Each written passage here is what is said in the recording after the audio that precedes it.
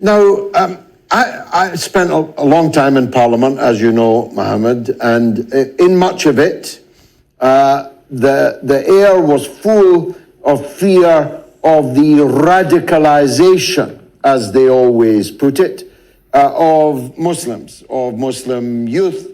They feared that the Iraq War, the Afghan War, the aftermath of both would sharply uptick the level of radicalization and the danger of young Muslims being lured onto the rocks of separatism and violence.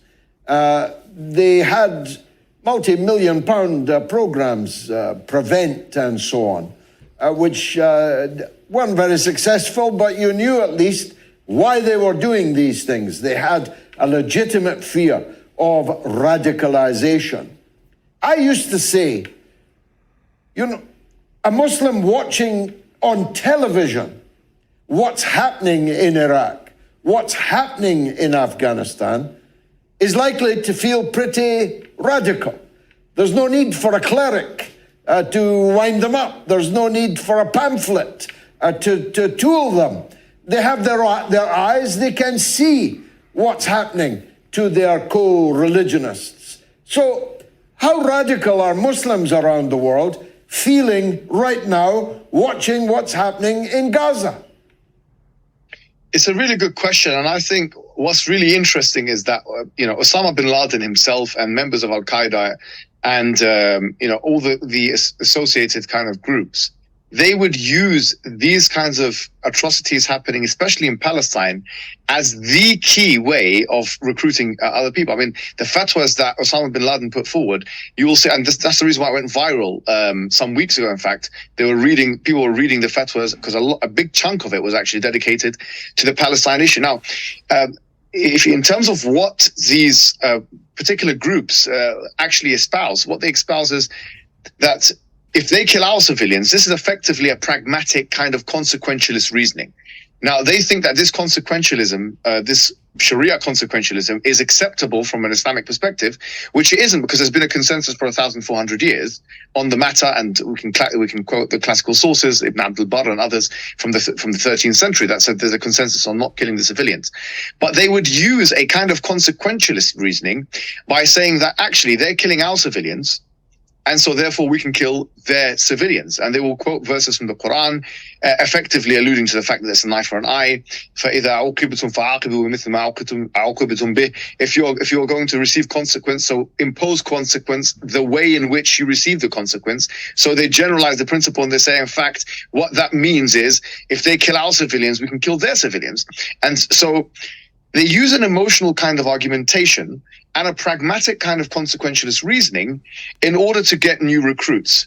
Now, this is a concern. It's a real problem because it flies in the face of Sharia law. It's not normative in any way, shape, or form.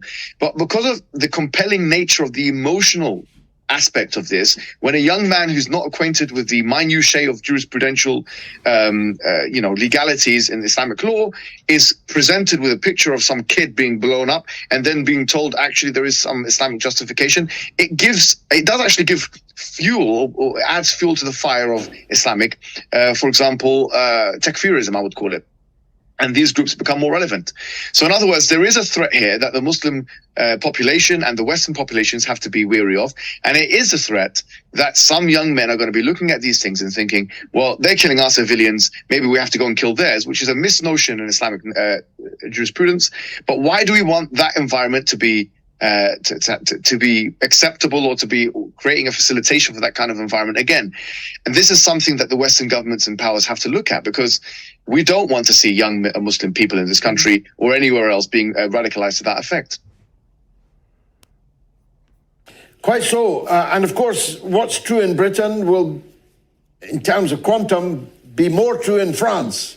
There are nearly 10 million Muslims in France. In Belgium, in Germany, in North America even.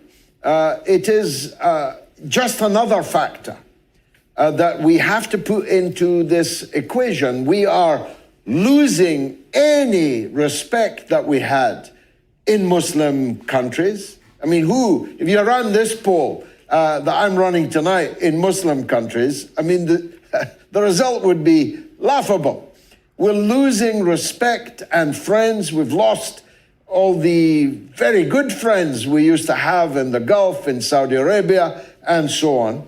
And we're also placing our own societies in danger, all to support Netanyahu, who is opposed to the outcome that we claim that we support, namely the two-state solution. Make sense of that for me, Mohammed.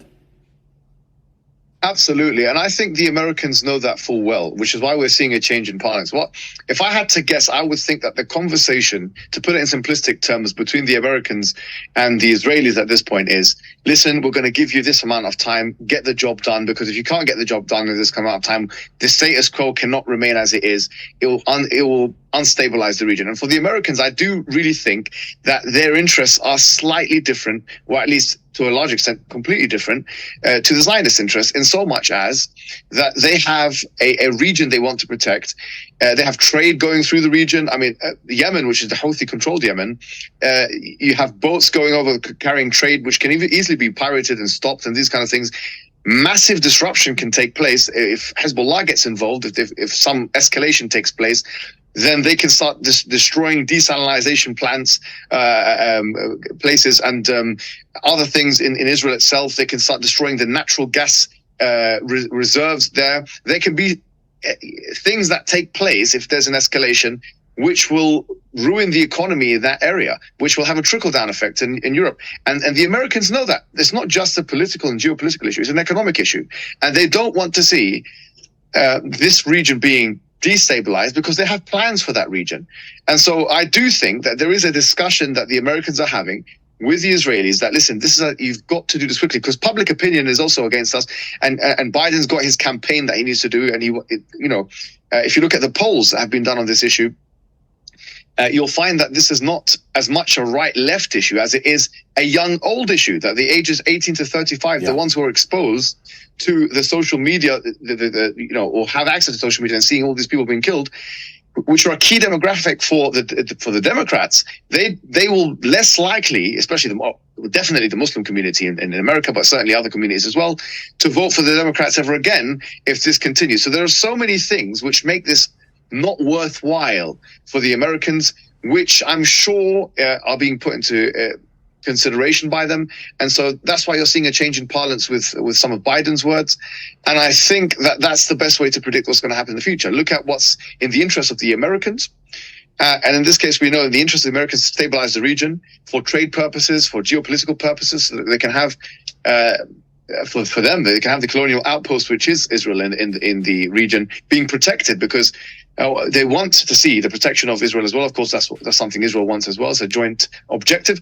However, this is becoming too much now, and I think in about a month or 2 months' time, we're going to see some serious developments. Could be a lot of dead people between now and then. As always, Mohammed Hijab, you're a star player. Thanks for coming on the mother of all talk shows.